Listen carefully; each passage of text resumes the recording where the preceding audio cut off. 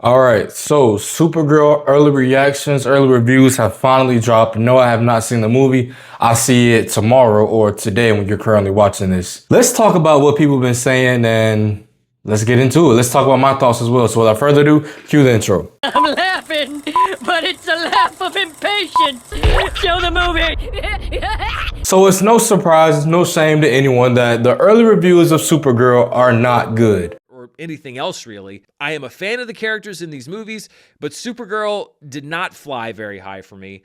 Ultimately, on my personal rating scale, I'm putting Supergirl about where I put Superman last year, just into not a fan territory, almost. Honestly, this is a film where casuals are going to get the most enjoyment, where cinephiles are just going to recognize some of the familiar tropes, either from Guardian movies or other superhero films, where it just feels very generic and average. Critics, I think, are going to be equally harsh on that, and I'm curious to see what the overall reception, because again, I guess James Gunn didn't know that Supergirl was going to be the next movie after Superman, but it was, quote, an incredible script. Really?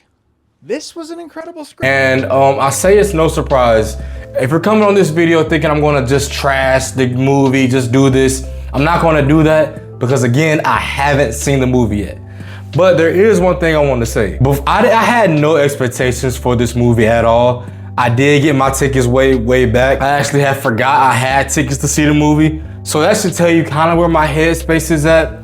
But a lot of people are saying it's just fine, it's all right. The needle drops are trash, villains trash. They're saying Millie does a great job as Supergirl. But other than that, the story's a little jumbled, but at the same time kind of plain. And to that I say, a lot of people, especially the Snyder people, again, I'm not a Snyder fan, James Gunn fan, whatever. A lot of people are gonna look at this movie and say, this is time to like basically cry for help and say, oh, DC's failing, DC's falling. When that is not the case, all right? Let I remind y'all, Marvel had some bumps in the road, all right? Not every movie was a banger for Marvel, even starting out. Iron Man 1 was a pretty solid movie, but they had a couple after that were kind of, Iron Man 2 is, Thor is kind of, Thor 2, So, you know, Marvel had those same hiccups as well. One other criticism that I saw, and that I'm most afraid of, is that people are saying that even though James Gunn didn't write or direct, it still felt like a to-be version of what James Gunn would have done with the character. And that's kind of disappointing because now, even though I wasn't really looking forward to this movie whatsoever, I still was interested in seeing what would be the opposite take of how they do this, because they're not the same character, obviously, but in a way, they're kind of the same thing, just packaged in two different formats.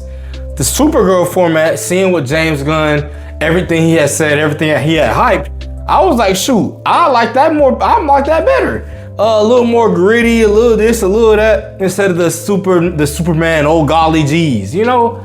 So hearing people say that it's basically James Gunn, you know, you're getting the Guardians comparisons already, which I saw that watching the trailer. I'm like, dude, this sounds like Guardians. The music sounds like with James Gunn. It's just bad, bro. And I say that because you don't want your film, your universe to just feel like every movie feels the exact same, all right? But that brings me to my next point. Every movie won't feel the same in this universe. It might feel like that at first because for whatever reason, this is another critique I have of James Gunn's expertise in this Gods and Monsters, slate or whatever, is you do Superman and then you do Supergirl right after it.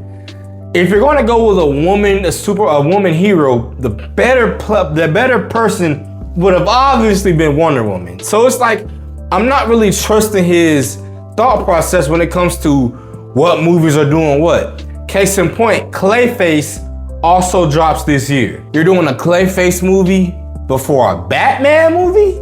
You know what I'm saying? It's kind of weird. So that's the issues I have with that. And speaking on Clayface, I feel like that's more where we'll really see where the future of the DCU can go and where they'll shine. Because Clayface is being marketed as a complete horror movie, all right? That's what it seems like it's being marketed as, and I like that. But it's gonna be hard to say, okay, the first 4 movies in James Gunn's DCU all revolved around the super family.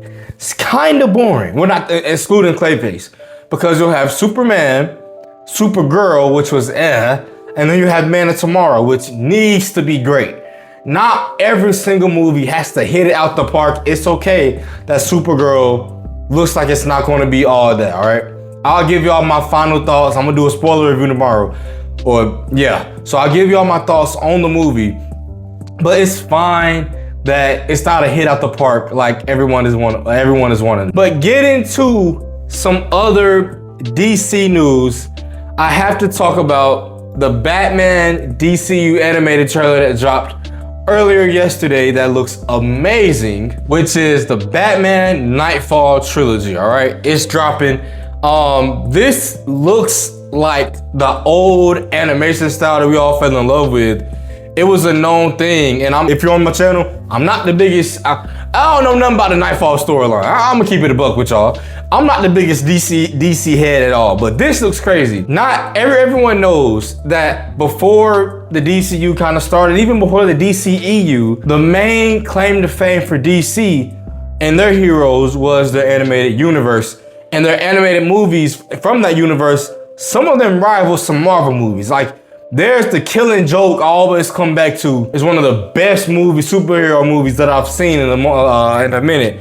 There's some Teen Titans movies that are bangers. Like, DC, the animated franchise, has a lot.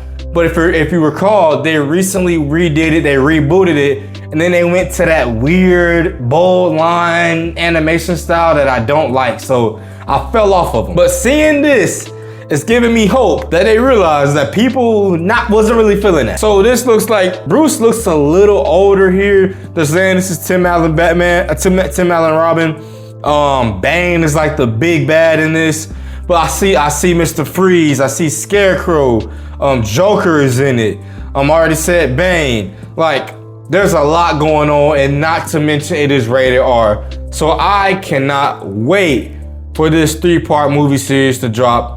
I am very excited for this. We also got the first trailer for Batman Cape Crusader. If you don't remember, I believe this is canon to the DCU. Correct me if I'm wrong, but this is canon to the DCU. I didn't finish the first season. I might have to go back and finish it, because this looks good as well. Not as hyped as the DC animated movie, because again, that has a lot of cachet. But I think people will be very interested in this story as well, and where they should go. So yeah, as far as DC news, superhero news, that's what I got for y'all today, man. What do y'all think? Are y'all hyped for Supergirl? Are y'all hyped for the Batman Cape Crusader Season 2? Are y'all hyped for Batman Nightfall Trilogy? Let me know in the comments down below. But that's all I got for y'all. If you love the video, like the video. If you don't love the video, dislike the video. I'm on the road to 600 subscribers. I appreciate if you like my content, share my content. Without further ado, I'm out. Peace. No, I do not panic, so I swam.